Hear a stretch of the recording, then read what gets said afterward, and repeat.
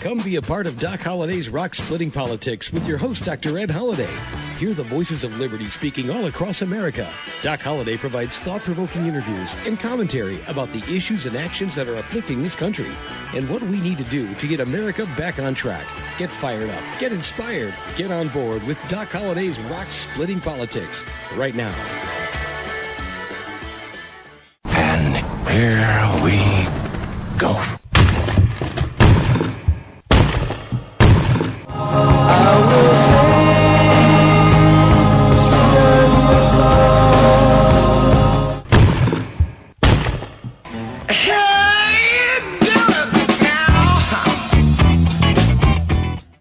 Once again, that's the sound of rock cracking. You got Doc Holliday's Rock-Splitting Politics right here on webtalkradio.net. That's webtalkradio.net, and I'm your host, Dr. Ed Holliday. And last week, were the rock splitting? Yes, they were up on Capitol Hill. There was some fiery testimony, fiery speeches about, Attorney General Barr and the Mueller report, and we're going to talk about that in just a few minutes. And I want to take you back. I want to take you back to the 2016 election for a moment.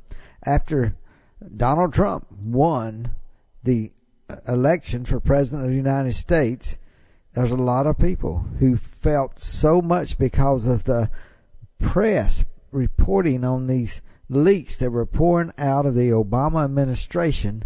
And we had speeches like this. A well-respected civil rights congressman, John Lewis, and this is what he had to say to Chuck Todd on NBC back after the election in 2016. Take a listen to this. You have forged relationships with many presidents. Do you plan on trying to forge a relationship with Donald Trump? You know, I believe in forgiveness. I believe in trying to work with people. It's going to be hard. It's going to be very difficult. I don't see this president-elect as a legitimate president. You do not consider him a legitimate president. Why is that? I think the Russians participated in helping this man get elected, and they helped destroy the candidacy of Hillary Clinton. I don't plan to attend the inauguration. It will be the first one that I miss since I've been in the Congress. You cannot be at home with something that you feel that is wrong. That's going to send a big message to a lot of people in this country that you don't believe he's a legitimate president. I think there was a conspiracy on the part of the Russians and others to help him get elected. That's not right. That's not fair. That's not the open democratic process. Now, ladies and gentlemen, I can tell you, I've met Congressman Lewis before, and I respect him. He is a stand-up American citizen. He's a civil rights icon, and he's stood up for freedom many times in the segregated South, and has paid a heavy price. But he's a congressman from Georgia. I do not like his politics. But did you hear how he said that at this point, right after the election in 2016, he could not believe that Donald Trump would be a legitimate president because he really thought that the Trump campaign had colluded with the Russians and they helped him get elected. I would like to ask him now, since the Mueller report has come out, can he know that his president is legitimate? Can he know that? Ask all these liberals, all these people who pulled so much for Hillary Clinton and couldn't believe that Donald Trump could actually beat her in a fair, square election. And they tell you all these things from the very day after the election. The poison that started pouring out of the Obama administration that was soon to leave. I'm talking about from the CIA. I'm talking about from the FBI. And now we know what Strzok and Page from the hierarchy of the FBI, James Comey, the director of the FBI then, we're finding out these things, and it's devastating when you realize that what Rush Limbaugh was talking about, there's really a coup. There was a coup to go on to knock out a constitutionally elected president of the United States. And you have people like John Lewis, well-respected Congressman Lewis, saying that from everything he'd heard, he really felt like the Russians helped put Donald Trump in office, and therefore, for the first time, he would not even attend the inauguration. It was a huge statement. And now, with the Mueller report that's out, 2.5 years later, what happened? Well, the Democrats took over the House of Representatives. They have a majority there now. My question is, they called President Trump illegitimate. Now, what is the Democratic majority in the House of Representatives? For 2 years before the 2018 election, they hammered away at Russian collusion. Adam Schiff, Congressman Adam Schiff, head of the Intelligence Committee there in the House, he was minority, the head of the minority because the Republicans were in charge, but they hammered away. He said he had proof of collusion,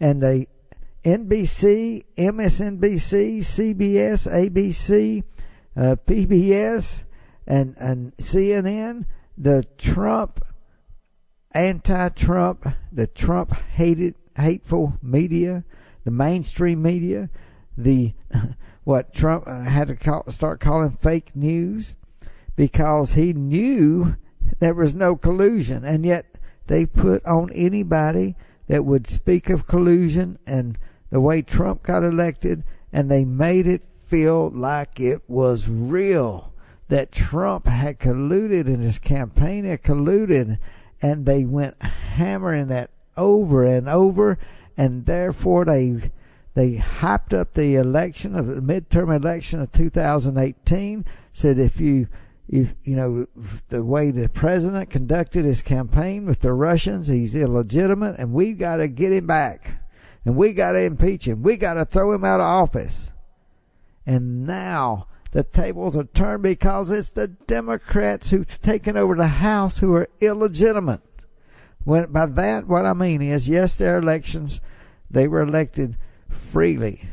What I'm talking about is they used this fake dossier, they used this fake hoax of the Mueller investigation.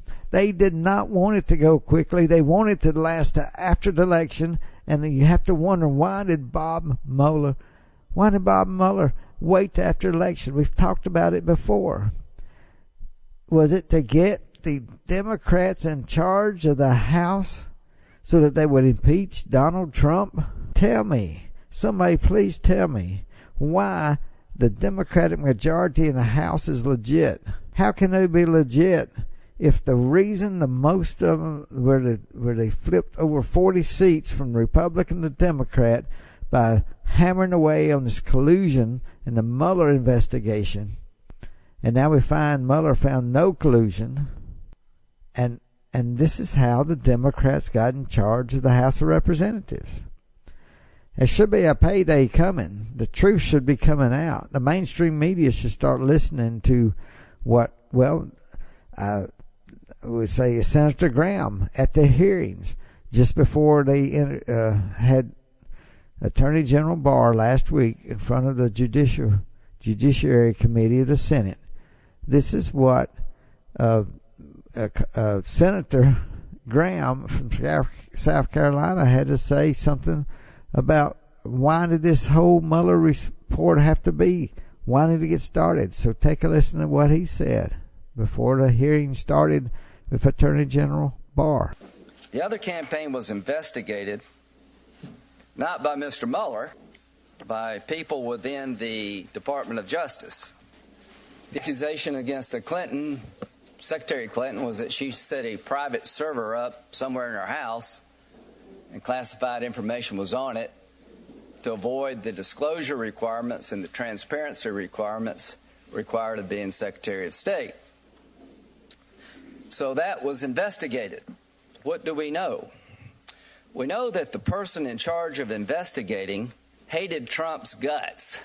I don't know how Mr. Mueller felt about Trump, but I don't think anybody on our side believes that he had a personal animosity toward the president to the point he couldn't do his job. This is what Strzok said on February the 12th, 2016. Now, he's in charge of the Clinton email investigation. Oh, he's Trump's abysmal. I keep hoping the charade will end and people will just dump him. February the 12th, 2016. Page is the Department of Justice lawyer assigned to this case. March 3rd, 2016. God, Trump is a loathsome human being. Strzok. Oh, my God. Trump's an idiot. Page, he's awful. Strzok. God, Hillary should win $100 million to nothing. Compare those two people to Mueller. March 16th, 2016. I cannot believe Trump is likely to be an actual serious candidate for president. July the 21st, 2016. Trump is a disaster. I have no idea how destabilizing his presidency would be. August the 8th, 2016. 3 days before Strzok was made deputy acting in charge of the counterintelligence division of the FBI. He's never going to become president, right? Page to Strzok. No, he won't. We'll stop him. These are the people investigating the Clinton email situation and start the counterintelligence investigation of the Trump campaign. Compare them to Mueller. August the 15th, 2016. Strzok. I want to believe the path you threw out for consideration in Andy's office, that there's no way he gets elected, but I'm afraid we can't take that risk. It's like an insurance policy in the event you die before you're 40. August 26, 2016. Just went to the Southern Virginia Walmart. I could smell the Trump support. I think you can say how Senator Lindsey Graham, was preparing to say, look, this Mueller report, once it's over with, and it's over with, we can discuss it, but we've got to find out where it came from. Why were all these accusations coming out from the hierarchy of the FBI? And that's what we've been talking about here some. We know that Sean Hannity's talked about on his show, but in the mainstream media, nobody wants to pursue the potential abuse that came out of the CIA and FBI of the Obama administration. And that's why we go back and listen to what has been said. And I continue to ask that question. Is the House of Representatives, Democrat-led House of Representatives, is the fact that the Democrats are in charge, is it legitimate? Well, yes, they were voted in by voters in the different various districts, and there are some California Republicans who were ahead on election night, and then they kept counting votes, and after a week or two, until the Democrats finally got ahead, then they stopped counting votes. But that's a story for another time. But yes, they won in the votes, but how did they win? By declaring collusion, Russia, Trump is bad, Trump is a traitor. That's what went on in campaign after campaign, after commercial, and now we find out that all of the Mueller, after the Mueller probe, the Mueller investigation is concluded and there's no collusion. And that's how a majority of the Democrats got elected. They flipped over 40 seats from Republican to Democrat with this charade of news media, mainstream media, barking up a tree without proof, without facts, and they kept barking till the Democrats won the midterms in the House. Is it legit? That is the question. And now they speak of impeachment, and they embarrassed themselves at the hearings the other day when Attorney General Barr was there in front of the Senate Judiciary Committee. Now, we have got to talk about what happened some last week. Before I do, let me remind you, you're listening to Doc Holliday's Rock Splitting Politics. You're listening to us right here on webtalkradio.net. That's webtalkradio.net. And you can go get our book, I say our because I wrote a book along with Dr. Alveda King, Dr. Alex McFarland, called Bedrock Truth. You can order that book. Go to the website, www.docholliday.org, holiday of 2 L's. And I do want to invite you to check out our Facebook page, Dr. Ed Holliday's Rock Splitting Politics. Check that out on Facebook. Like us right there. We can put some things up there that we can't necessarily get into our internet radio show every week. So we appreciate you listening to us. Tell your friends and neighbors about us. We'll keep growing. This is not an election year in most parts of the country. It is in the state of Mississippi. We've got a hot governor's race, that a Republican primary, Democratic primary. I know some of my listeners do live here in the state of Mississippi, so we'll keep you informed what's going on there. But the rest of the country is looking, can a Democrat win the governorship in the state of Mississippi? Well, a lot of Democrats think they have a good chance this time, and that might help steer more Democrats into hoping they'll win the 2020 election. If they can get a governor in Mississippi in 2019, then why not get a Democrat in the White House in 2020? That would be a big statement if Democrats could win the governorship in the state of Mississippi. So here's some things that I want you to understand before we get back to last week's hearings on the Hill. Is there is this sense of where are we now? Where's the conservative movement? Trump's in the White House. Is he really conservative enough? He's been very conservative. But we have to see, how did we get here? Ted Cruz was the last man standing against Donald Trump trying to win a Republican primary. And where did he come from? Why am I asking these questions? Well, about 10 years ago, in fact, it's 10 years ago, we had something called the Tea Party movement. That's when Doc Holliday's Rock Splitting Politics really got started, during the Tea Party movement. And I wrote a book or two about that. We got involved in speaking at different Tea Party rallies.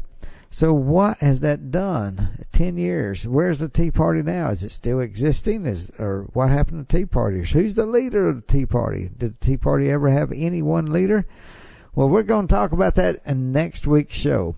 I want to do it on 10-year anniversary, which was really, if you want to say, is on April 15th, tax day, that really kicked off the Tea Party movement in 2009, just a few months after the Barack Obama had been elected. And there were some Tea Parties already started, but really calling it on tax day, Tea Party meaning TEA, taxed enough already. So there is a lot to say. What did it have an effect on America? Did it have an effect on your state? We're going to explore that next week. Should have a good 10-year anniversary show of the Tea Party movement. So listen to Doc Holliday's Rock Splitting Politics next week, and we'll just devote the entire show to the Tea Party and what it's meant. And Doc Holliday will fill you in on how it has affected our politics and is still working today. Where? Some people say, where's the Tea Party? It's working, and I'm going to tell you about it next week. So listen to Doc Holliday's Rock Splitting Politics next week, and be sure to tell your friends and neighbors about what's going to be up next week's show here. So keep listening, keep telling your friends and family, send out links. Doc Holliday's Rock Splitting Politics. Send out those links to friends that you have and know, and we appreciate that. And keep listening to us right here on webtalkradio.net. Now, let's get back and let's talk about last week's hearings. And I'll tell you, one of the senators, you hear all kind of abysmal sounds and words coming out of some of these liberal Democrats, socialists in many instances. But one of the worst things I heard last week was a foul-mouthed senator. And I say foul-mouthed because she just impugned the dignity of the Attorney General of the United States. Sat there, didn't ask questions, just made a speech belittling him and saying things that were, and not giving him any chance to defend himself. And you talk about a bully. Her face was the face of a bully. Her actions were the actions of a bully. And her brain looked like it was shrinking. As she talked, her brain was shrinking and shrinking and shrinking. And I think it was about the size of a peanut by the time she got finished. And that's Senator Hirano from Hawaii. She was really pathetic. You know, I told you I met some great Republican delegates at the Republican National Convention in Cleveland back in 2016, and some great delegates from the state of Hawaii. And I remember sending an email to one of those delegates and ask about Senator Hirano, not on this but on some other things back a year ago. They just said pray for her because she is so wicked, just wicked. And her wickedness came out in a way she did not give the Attorney General any respect, and then did not give him a chance to defend himself, and berated him over and over and over and over. And the chairman of the committee, Senator Graham, he said we just can't keep having this if you're just going to hammer our witnesses. Then he asked him a question, just hammered him, and impugned his name. And like I said, if anybody lost, it wasn't Attorney General Barr. I think we saw a senator's brain shrink to the size of a peanut. That's the way Doc Holliday sees it. So, I'm going to play a little bit of that for you so you can hear how awful this is. I couldn't stand it. It's 5 minutes of it. Now, I'm not going to play you 5 minutes of this because it is pathetic for an American senator. I don't care if you're Democrat, Republican, or Independent. This is not the way to treat a witness when you want answers. And she, it's like she's running for president. And we had several people in that committee running for president. It's like they're not helping the American people. They're being selfish and trying to ask questions so they can put it on their TV commercials, and their commercials say, look what I said, look what I did. They're so selfish they cannot see how they can help the country. They can only see how they can help themselves. Yes, I'm talking about Senator Cory Booker. I'm talking about Senator Kamala Harris. And you'll see, there are other senators. And again, Senator Bob Bennett from Colorado jumped in the race. It just keeps growing. You think, is there a stampede coming? No, it's not a stampede. It's the Democratic candidates for the election of president next year. And it could be a stampede. They may run over each other. I don't know. But let me play this from this Senator Hirano from Hawaii. Can people know that you are no different from Rudy Giuliani or Kellyanne Conway or any of the other people who sacrificed their once decent reputation for the grifter and liar who sits in the Oval Office? You once turned down a job offer from Donald Trump to represent him as his private attorney. At your confirmation hearing, you told Senator Feinstein that, quote, the job of Attorney General is not the same as representing, end quote, the president. So you know the difference, but you've chosen to be the president's lawyer and side with him over the interests of the American people. To start with, you should never have been involved in supervising the Robert Mueller investigation. You wrote a 19-page unsolicited memo, which you admit was not based on any facts, attacking the premise of half of the investigation. And you also should have insisted that Deputy Attorney General Rob Rosenstein recuse himself. He wasn't just a witness to some of the president's obstructive behavior. We now know he was in frequent personal contact with the president, a subject of the investigation. You should have left it to career officials. Then, once the report was delivered by the special counsel, you delayed its release for more than 2 weeks. You let the president's personal lawyers look at it before you even deigned to let Congress or the public see it. During the time, you substituted your own political judgment for the special counsel's legal conclusions in a 4-page letter to Congress. And now we know, thanks to a free press, that Mr. Mueller wrote your letter objecting to your so-called summary. When you called Mueller to discuss his letter, the reports are that he thought your summary was giving the press, Congress, and the public a misleading impression of his work.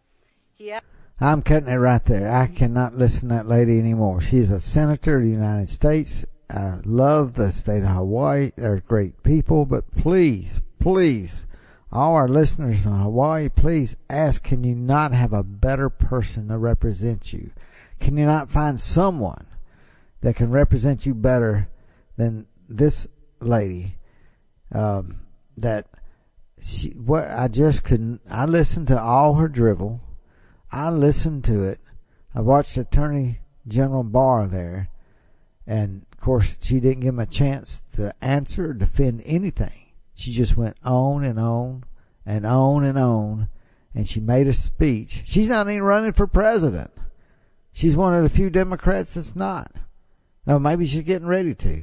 But she gave a speech, and then just awful way that she cut into Attorney General Barr and did not give him a chance to defend himself.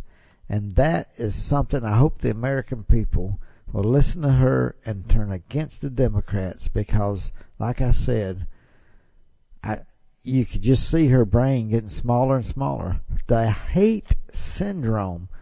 People who hate Donald Trump so much. And she's one of those that hate is invigorating. It gets in her DNA, and it makes her shrink down into something where she can't challenge. She didn't want Attorney General to spar with her. She didn't want him to answer any questions. She just was so hate-filled and wanting to destroy Attorney General Barr. She asked him to resign and didn't even give him a chance to defend himself.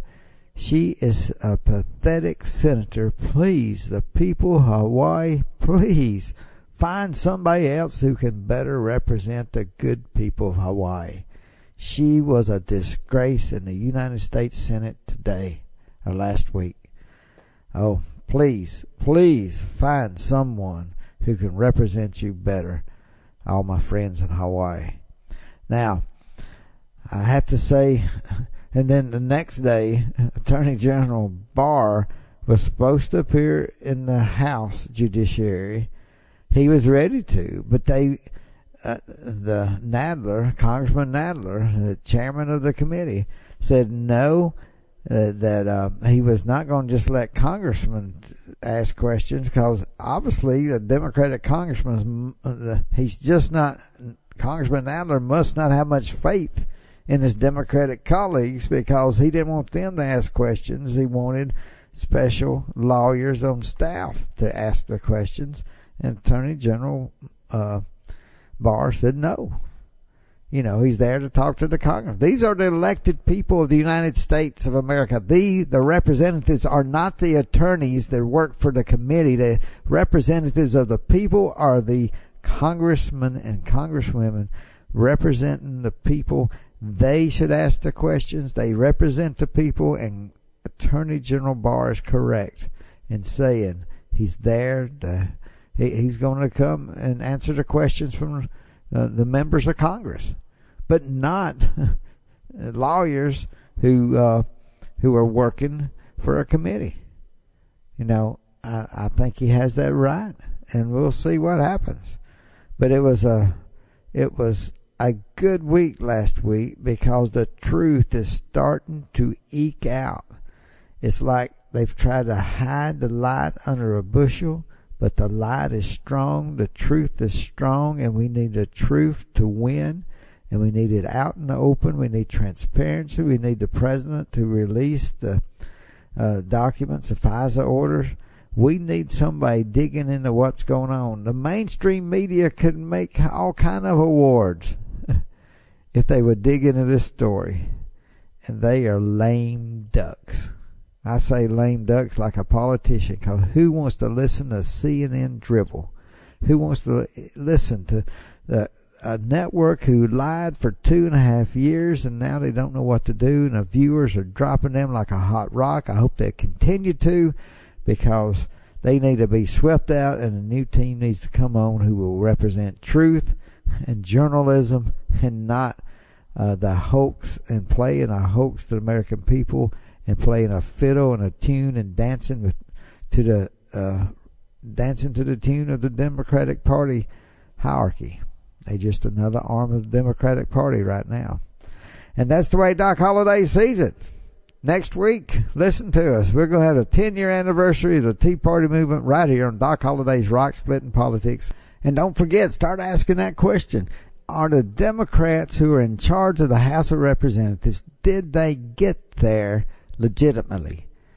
Did they go back and look at their campaign commercials? Were they talking about Trump and Trump collusion? Were they talking about the president and how awful he was and he's a traitor and a part of the Russians? If they said that in their campaign messages, ask them to apologize. Ask them when they're going to apologize to the President of the United States, to the people who they fell for the hoax, and the people who elected him. They need to apologize to the voters if they used anti-Trump campaign commercials and included the hoax that this Russian collusion bit was. Ask your congressmen who are Democrats. Ask them, are they going to apologize for winning using false information? That's all we got. See you next week. And we'll do our 10-year anniversary of the Tea Party movement. Special next week's show. See you then. Thanks for joining us today, and remember to listen again next week for another edition of Doc Holliday's Rock Splitting Politics. You can order Ed's new book, Bedrock Truths, by clicking on the book cover right in front of you on the screen, or visit docholliday.org. Thanks for listening, and we'll see you again next week.